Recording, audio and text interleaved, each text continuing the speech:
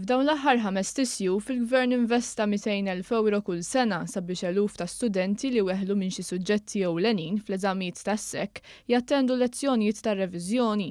Il-lezzjonijiet li jingħataw b'xejn lill-istudenti huma amministrati mill-Uffiċċju tal-Garanzija għaż-Żgħażagħ taħt il-Jobs Plus huma koffinanzjati mill-Fond Soċjali Ewropew.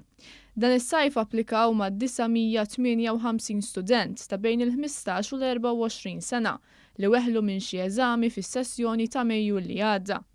Minnhom 553 student f'Malta u 35 student f'Għawdex attendew il-klassijiet b'xejn fil-Malti, l-Ingliż, il-Matematika, il-Bijoloġija u l-Fiżika.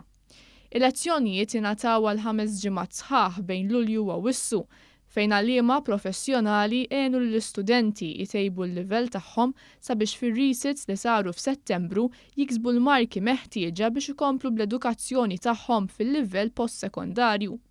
Min analiżi tar-riżultati miksuba wara l-ewwel 4 snin ta' klassijiet tar-reviżjoni joħroġ li dawk l-istudenti li attendew għal dawn il-lezzjonijiet kisbu marka aħjar fl-eżamijiet tar-resits tas-sekk. Mill-2014 l-hawn 3153 student u studenta attendew dawn il-klassijiet tar-reviżjoni. Dawn l-istudenti rnexxilhom jiksbu marka 5 jew marka aħjar mill-eżamijiet ta' Mejju u b'hekk setgħu jkomplu l-vjaġġ edukattiv tagħhom.